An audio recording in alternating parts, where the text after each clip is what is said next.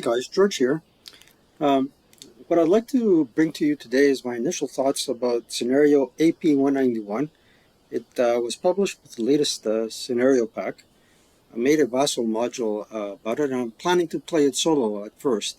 So scenario AP191 is East Wind. It takes place on the 2nd of December 1941. That date is significant for many reasons. First and foremost is the Germans don't have Panzerfausts. Um, December 2nd, 1941. And again, the winter in Russia, where this uh, battle took place, was harsh. And no other game simulates that better than Advanced Squad Leader, to the best of my knowledge. Um, the location exactly is Yoshkovo, Buretsovo, Vologda Oblast. Now, David Garvin did tell me that Oblast means district. So it's Von Kluge against Yefremov, 33rd Army, and the German 258th XX Army Corps. To the best of my ability, I found a Soviet generic logo here, and let's see if I could show you this. And the German division patches there. I'm not sure if the Soviets had division patches or not. Anywho, the whole point of the victory conditions is for the Soviet player, and they have quite a good OB, order of battle. They have 16 628s, none of which can deploy. We have a 9-0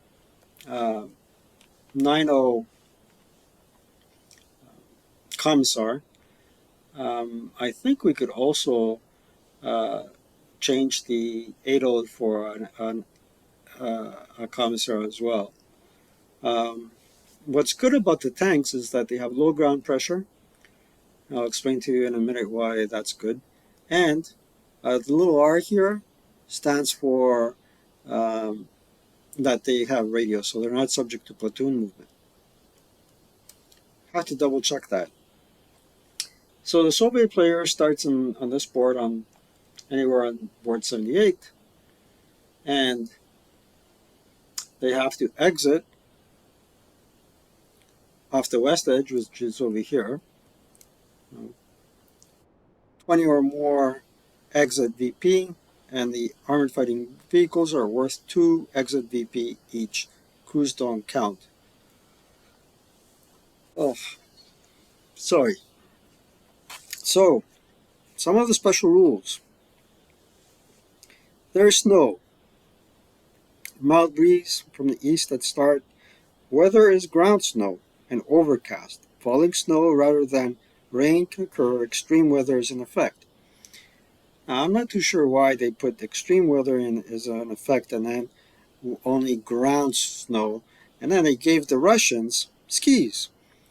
And you can find skis. I had to search for them. So basically, you go to your counter tray, which is, hold on a sec, I'm going to show you where I'm looking. All right, here you go. The counter tray is here. And for me, it takes an awful long time to come up. But here's your blows. So basically, you go to Allied OB American White, and here are the white counters. This is a ski right there. And basically, if we're going to zoom in, a little note about skis is, let's say you have a unit. Units cannot readily interchange skis. And if this unit is a skier, he'll be holding the skis on top like a support weapon. In this case, he doesn't have his skis on. And you may want to do that in order to enter close combat, because there's a +2, -2 detriment if you go into close combat with skis. So if we flip it, Oh, there it is. That skis off. One per touch points, two movement factors to put them on, but no cost to take them off. And if you put them on, in this case, they're on, and it's zero movement factors to take them off. But you have here a little reminder that as a skier, if you enter close combat, there's a +2 detriment to your roll and a -2 detriment benefit to your opponents. The reason why you would like to put on skis in the snow, I think it has to be deep snow. In order to cross a hexside, you pay an extra half MF if you have skis off. What the heck happened there? Inadvertently turned everybody to broken. Get rid of that DM. Okay, so if you don't have your skis on, you want to cross a hexside with snow, I believe it's deep snow, you pay an extra half movement factor. Now, if you don't like fractions like me, you'd like to keep on your skis, right? And for each crest line you cross, you get going downhill, you get an extra 2 MF, which is pretty nifty. These guys can roll, you know? These guys can roll. So that's basically more or less it for skis in a nutshell. They do model mobility extremely well, and then there's some intricacies about bypass movement because can't wear skis in certain locations, for example, in buildings. So before you enter a building, you have to take off your hat, of course, so not to be rude, and your skis. Brush in extreme weather is open ground, so there's no hindrances for that. And so are lakes and streams. The stream would be the equivalent of a gully, I suppose. Yeah. And we have winter camouflage. We're supposed to have extreme weather.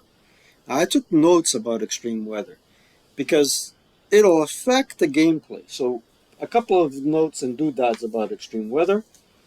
I got my notes here. Okay, so basically, uh, first and foremost, fires can only spread to connecting hexes, right? If, for example, here to there, it can spread, but it cannot spread to adjacent terrain. Okay. There is one movement factor to go up and down elevations. The road bonus is negated. I think, yeah, there's a one minimum movement point road.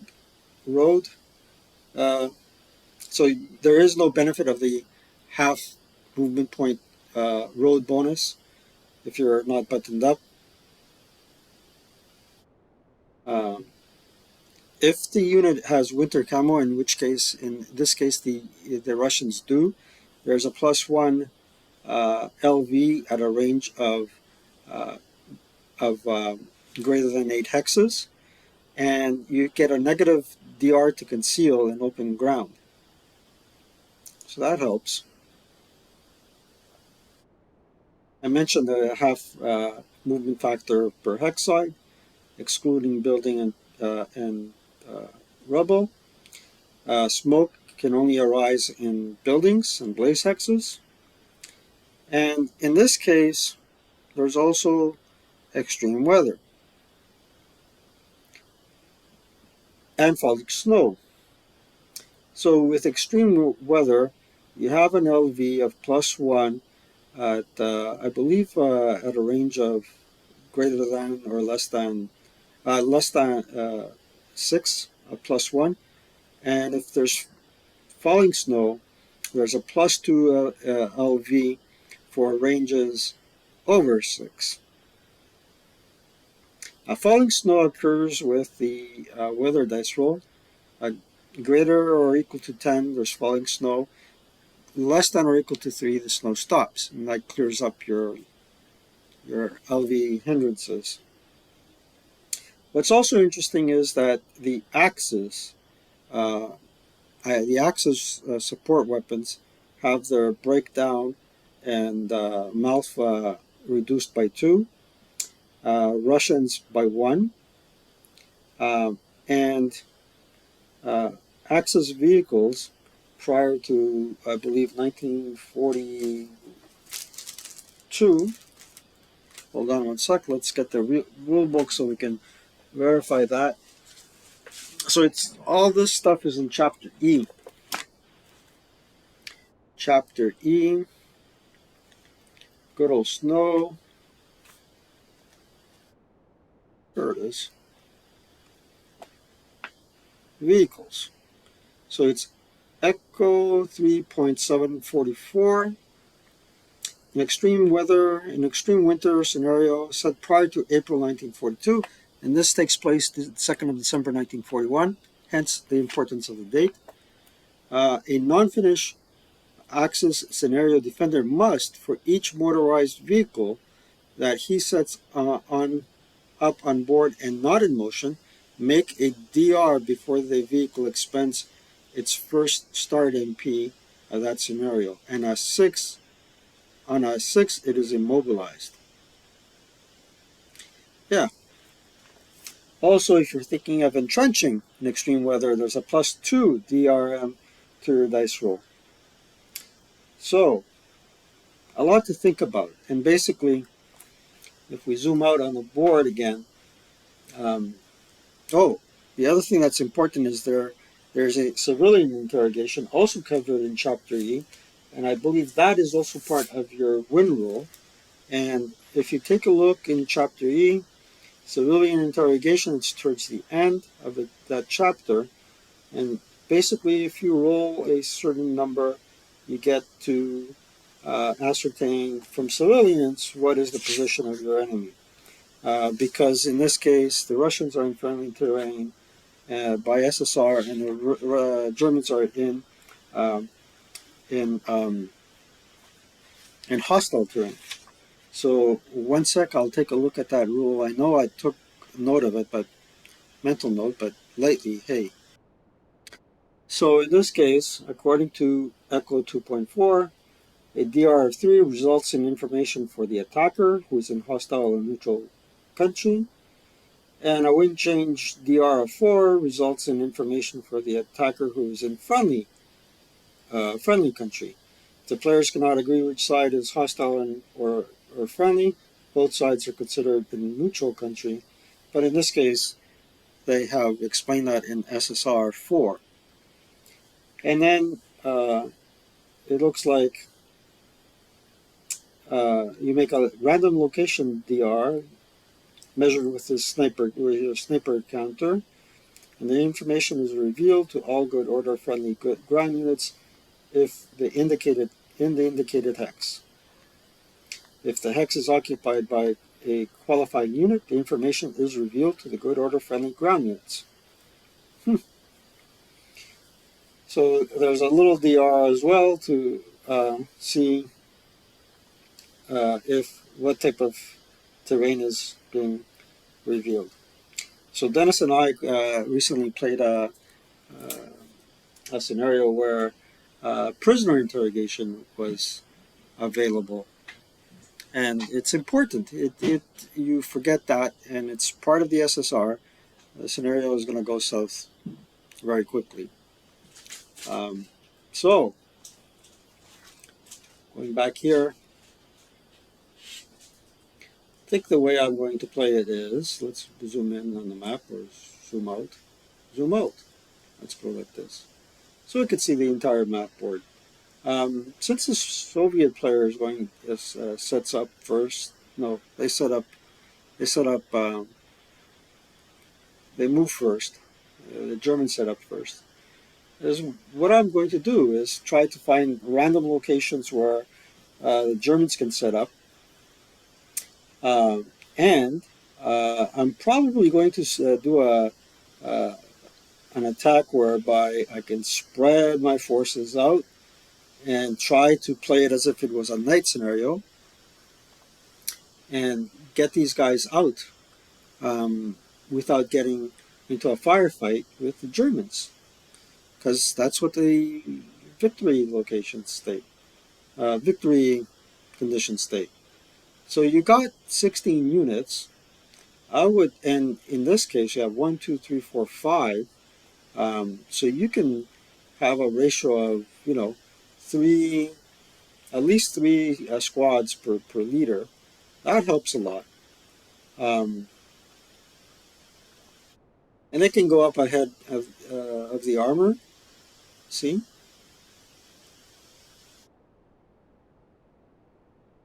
you want to set them up high. Now, in order to get that extra, those extra movement points, I suppose. And the leaders can be on skis as well. But don't forget, that's one movement point for them.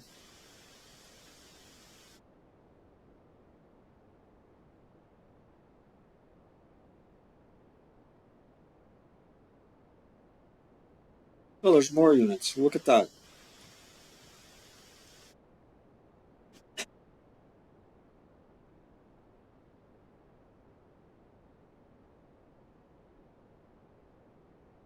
Let's put a leader here. All right, like that.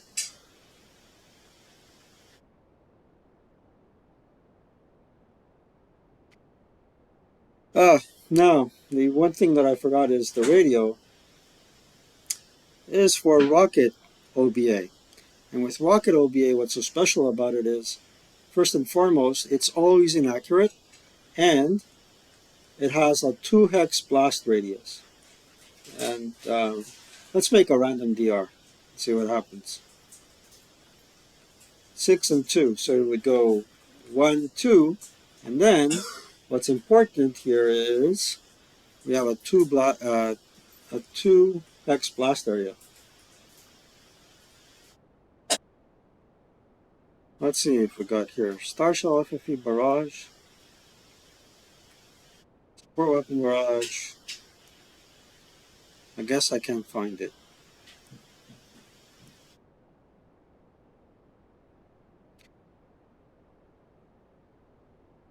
This is harassing fire, which is pretty nifty. But 2 hex, yeah, this is the same thing. It's almost like a harassing fire, but it's not a third. It's full firepower. Yeah. So that's quite neat. I mean, you might want to keep 1 leader behind just to have him in a location where he can see. And don't forget there is the LV hindrance, right? And then there's the height advantage, and those two are cumulative. So you're looking at a +2. The German best order leader doesn't come in until turn 3, and we're talking about a 9-2 leader. And for sure, I won't name that guy Mayor. And the other leaders that are on the board at setup, the highest DRM is a -1. Um, so that's something to consider is how do you fire off your barrage. And then once it's gone, it's gone. Once it goes off, it's goodbye, Charlie. Yeah, got to think about it, that one.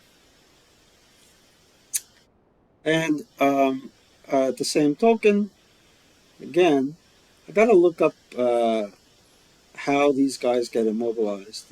Is it only at the beginning of the scenario, or every time they stop? Is it like a mechanical reliability check to see what's going on, if they eventually get immobilized or not?